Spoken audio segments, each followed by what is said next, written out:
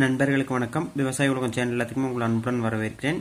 இன்னைக்கு எதை பற்றி பார்க்க போகிறோம் அப்படின்னா, இந்த லைவ் மீல் வார்மிங்கோட 3வது வீடியோ பார்க்க போகிறோம். இப்போ வந்து பார்த்தீங்கன்னா, இப்போ 15 நாள் ஆச்சு. இந்த ட்ரேல தான் நம்ம வந்துட்டு அமேசானில் வாங்கின புழுவை முதல்ல விட்டுருந்தோம். ஸோ இது பாருங்கள், இப்போ நம்மளுக்கு நிறைய பூச்சி கிடச்சிருக்கு. அதுபோக இப்போ இந்த புழுவும் இருக்குது பாருங்கள். இப்போ பாருங்கள், நம்மளுக்கு பூச்சிகள் கிடச்சிருக்குது. 15 நாள் ஆனதுமே இத்தனை பூச்சிகள் கிடச்சிருக்கு. இந்த பூச்சிகளை வந்துட்டு நம்ம தனியாக ஒரு ட்ரேல விட்டுடலாம். அப்புறம் அதே மாதிரி அந்த பூச்சி பக்கத்தில் இருக்கிற அடுத்து பூச்சியாக இருக்குது பார்த்தீங்களா, இதுக்கு வந்துட்டு எதுவுமே தேவையில்லை. இது வந்து ஒரு வாரத்தில் வந்து பூச்சி ஆயிரும். இந்த மாதிரி ஒரு டப்பாவில் கூட நம்ம வச்சுக்கலாம்.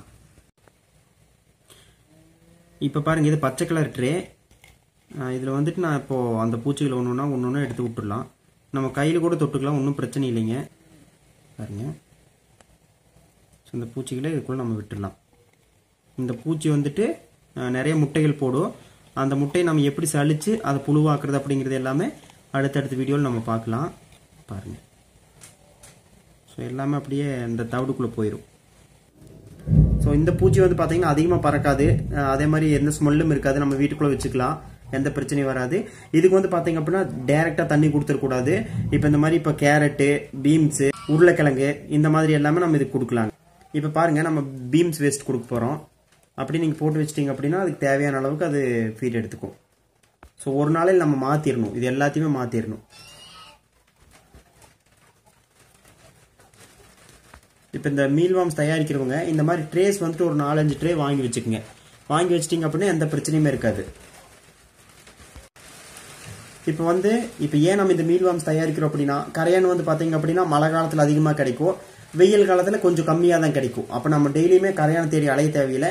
இந்த மாதிரி மீல் வார்ம்ஸ் உற்பத்தி பண்ணி போடுறப்ப பார்த்தீங்க அப்படின்னா குஞ்சுகளோட வளர்ச்சி வந்து நல்லா இருக்குங்க. அப்புறம் இதில் வந்துட்டு நிறைய முட்டை வைக்கும். அதனால வந்துட்டு இந்த மாதிரி ஒன்று எடுத்துட்டு நீங்கள் இப்படி சும்மா மூடி வச்சிட்டிங்க அப்படின்னா அதுக்கடி போய் முட்டை வைக்கும். என்ன ஒரு மரமான இடம் அதுக்கு தேவை. அப்போ அந்த மாதிரி வச்சிட்டிங்க அப்படின்னா எல்லாமே அதுக்கடி போய் முட்டை வைக்கும். இப்போ பார்த்தீங்கன்னா ஒரு 4-5 நாள் நம்மளுக்கு நிறைய முட்டைகள் கிடைக்கும். அந்த முட்டையை எப்படி பார்க்கறது, அதுக்கப்புறம் இந்த பூச்சிகளை வந்துட்டு வேற ட்ரேக்கு மாற்றிட்டு அந்த முட்டைக்கு வந்துட்டு குஞ்சு பொரிச்சதுக்கப்புறம் நீங்கள் இதே மாதிரி கேரட் வேஸ்ட், காய்கறி வேஸ்ட் கொடுத்தீங்க அப்படின்னா இதே மாதிரி நிறைய மீல் வார்ம்ஸ் உருவாக்கிங்க. இதுக்கெல்லாமே நம்ம எந்த ஃபீடுமே கொடுக்க தேவையில்லை. இதெல்லாமே அமைதியாக இருக்கும். ஒரு வாரம் வரைக்கும் இது இப்படியே இருக்கும். அந்த பூச்சியாக மாறுறதுக்காக இது வெயிட் பண்ணிட்டு இருக்குது. பார்த்தீங்கன்னா இதில் பூச்சியாக மாறுச்சு அப்படின்னா இதிலிருந்து எடுத்து அப்படியே நம்ம அந்த பச்சை கலர் ட்ரேல கொண்டு போயிட்டு விட்டுருலாங்க. அப்புறம் அதே மாதிரி இங்கே இருக்கிற புழு பாருங்க, இங்கே இருக்கிற புழு எல்லாமே எப்போ பூச்சியாக மாறுதோ அப்போ வந்துட்டு அப்படியே நம்ம பச்சை கலர் ட்ரேக்கு மாற்றிக்கலாம். இந்த புழு உற்பத்தி அப்படின்னு பார்த்தீங்கன்னா நிறைய வழிமுறைகள் இருக்குதுங்க. நிறைய புழு உற்பத்தி பண்ணி போடலாம், கரையான் உற்பத்தி, அந்த மாதிரி நிறைய மெத்தட்ஸ் இருக்குது. ஸோ ஒன்று நம்ம பார்ப்போம். கண்டிப்பாக இன்றைக்கி பார்த்த தகவல் உங்களுக்கு பயனுள்ளதாக இருக்குன்னு நம்புறேன். மேலும் எங்கள் சேனல் உங்களுக்கு பிடிச்சிருந்தா சப்ஸ்கிரைப் பண்ணுங்கள். நன்றி.